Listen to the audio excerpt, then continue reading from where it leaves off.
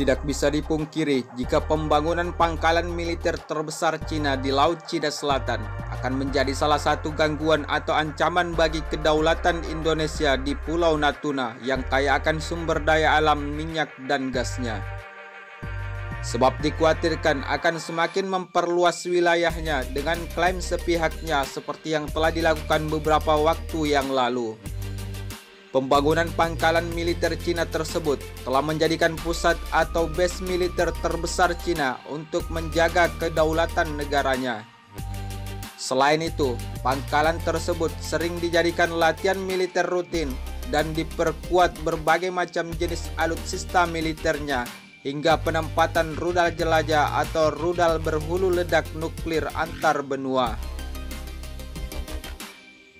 Jelas saja jika terjadi perselisihan antara Indonesia dan Cina akan menimbulkan sebagai ancaman terbesar bagi Indonesia, terutama jika terjadi gesekan antar penjaga perbatasan di Laut Natuna. Hal ini tidak bisa dipungkiri sebab secara letak geografis Laut Cina Selatan berbatasan langsung dengan wilayah kedaulatan Indonesia di Natuna. Apalagi Cina kerap mengklaim wilayah zona ekonomi eksklusif Indonesia atau ZEE. Mengetahui jika di sekitar Laut Natuna memiliki sumber daya alam yang sangat melimpah, terutama minyak dan gas yang mencapai jutaan barel, tentunya bisa saja Indonesia menjadi sasaran bagi Cina untuk terus menggeser wilayahnya hingga mencapai titik sumber minyak bumi dan gas Indonesia. Jika kita lihat pembangunan pangkalan militer Cina di Laut Cina Selatan, tentunya Indonesia tidak boleh lengah sedikit pun. Seperti halnya yang telah lalu, Malaysia sempat mengklaim dan hingga berhasil memiliki sebagian pulau-pulau Indonesia di Pulau Ambalat. Namun menanggapi hal itu, Indonesia sebenarnya sudah terlebih dahulu mengantisipasi hal tersebut dengan membangun pangkalan militer yang merupakan salah satu terbesar di Indonesia di Laut Natuna. Sehingga militer Indonesia hanya memerlukan dukungan alutsista militer canggih sebagai sistem pertahanan untuk menjaga wilayah dan kedaulatan Indonesia dari para pengganggu yang suka mengklaim perbatasan-perbatasan Indonesia yang kaya akan sumber daya alam yang melimpah.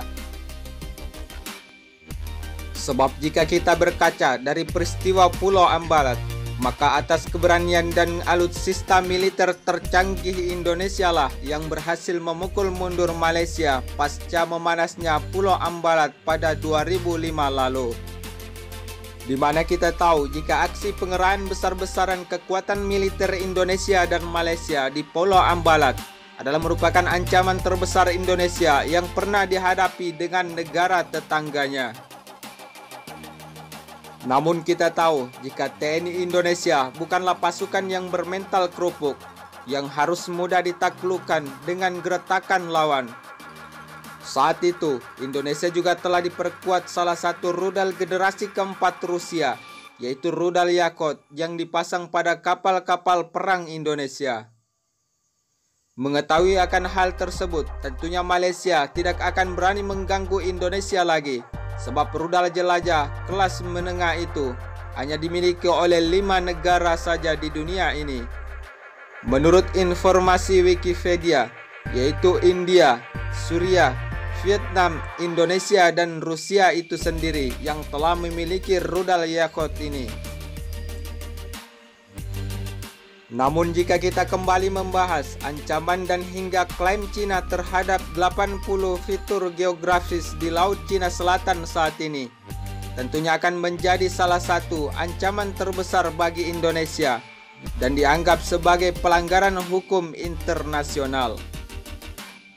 Mengutip dari Sindonews.com bahwa para analis internasional menilai jika tindakan yang dilakukan oleh Cina tersebut dapat memicu serangan balasan dari negara-negara Asia Tenggara yang terlibat sengketa wilayah perairan tersebut. Tercatat selama akhir pekan, Beijing memberi nama untuk 25 pulau, Beting dan Terumbu, hingga 55 gunung dan pegunungan bukit di bawah laut. Beijing terakhir kali melakukan tindakan seperti itu pada tahun 1983, yaitu ketika mengidentifikasi 287 fitur wilayah di mana beberapa negara memegang klaim teritorial yang saling berlawanan dengan klaim sepihak Cina. Hal ini jelas saja akan menjadi bagian dari masalah bersama Indonesia dan negara-negara ASEAN yang berbatasan langsung dengan laut yang diklaim sepihak oleh Cina. Apalagi sejak tahun 2019 hingga awal tahun 2020 ini, Cina selalu ngotot jika 9 dash line atau 9 garis putus-putus yang merupakan wilayah teritorial Indonesia selalu diklaim sepihak oleh Cina. Padahal secara letak geografis, 9 dash line adalah wilayah zona ekonomi eksklusif Indonesia atau ZEE yang diakui oleh UNCLOS sebagai acuan hukum perbatasan dan laut internasional. Jika kita melihat persengketaan negara tetangga, memang sedikit ada perbedaan dengan Indonesia. Sebab negara Brunei Darussalam memang cenderung diam, sekaligus tak mengklaim satu pulau pun yang masuk dalam wilayah teritorial mereka. Menurut Michael Hart, seorang penulis Geopolitical Monitor, mencatat bahwa Brunei lebih mengutamakan kepentingan investasi dari Cina daripada mengurusi wilayahnya di Kepulauan Spratly yang diklaim sepihak oleh Cina. Mengingat klaim sepihak dan hingga menguasai 90% laut Brunei Darussalam oleh Cina, tentunya akan menjadi salah satu contoh dan ancaman besar bagi wilayah kedaulatan Indonesia. Di mana kita tahu jika wilayah atau laut Cina semakin meluas dan tepat perbatasan langsung dengan laut Natuna Indonesia. Selain itu, hal lain yang menjadi ancaman serius bagi Indonesia adalah ketika Cina melanggar perjanjian atau sumpahnya dan tidak melakukan militerisasi untuk laut Brunei Darussalam yang berhasil dikuasai oleh Cina di Kepulauan Spratly.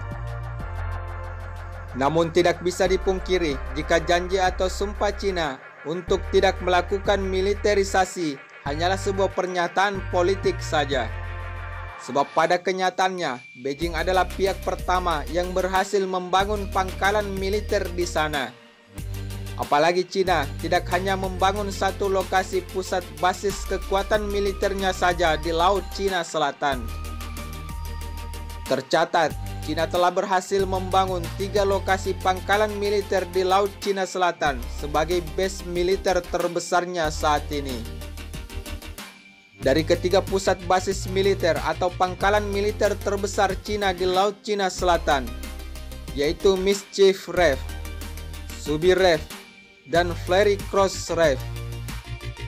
Menurut informasi media terpercaya, dari ketiga pangkalan militer Cina di Kepulauan Spratly yang terdekat dengan Laut Natuna Indonesia, telah dilengkapi rudal jelajah berkekuatan nuklir, armada udara pesawat jet tempur, dan armada lautnya yang kuat. Tentunya tidak terlepas pula oleh dukungan kapal induk Shandong Cina yang secara resmi telah beroperasi di pangkalan militer Laut Cina Selatan tahun 2020 ini. Cina yang merupakan negara kuat dan sekaligus menjadi urutan ketiga sebagai salah satu negara superpower di dunia, tentunya tidak bisa dianggap remeh atau disepelekan oleh pemerintah Indonesia untuk tidak semakin memperkuat alutsista militer canggihnya, yaitu sebagai penjaga wilayah kedaulatan Indonesia dan pasukan militer TNI-nya yang kuat pula. Sebab jika kita berkaca dari negara tetangga yang lemah di dalam mempertahankan wilayah zona ekonomi eksklusifnya atau lautnya yang telah berhasil dicaplok oleh Cina dengan mudah, misalkan seperti Brunei Darussalam yang berhasil dikuasai lautnya oleh Cina hingga 80%. Walaupun Indonesia tidak ikut dalam konflik perebutan pulau di Laut Cina Selatan, kecuali terkait 9 dash line atau 9 garis putus-putus yang melewati Laut Natuna.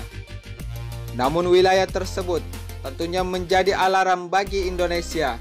Sebab dalam tafsir atau peta klaim sepihak Cina, mereka berhak melintasi di daerah tersebut. Dan bahkan Cina sempat menguji ketegasan pemerintah Indonesia di dalam menyikapi wilayah tersebut seperti yang sempat memanas sejak tahun 2019 lalu. Apalagi secara dasar hukum internasional, Indonesia sangat kuat dan diakui oleh hukum kelautan internasional. Menurut Permanent Court of Arbitration atau PLA sudah menetapkan 9 garis putus-putus Cina tidak punya dasar hukum atau dianggap klaim yang ilegal.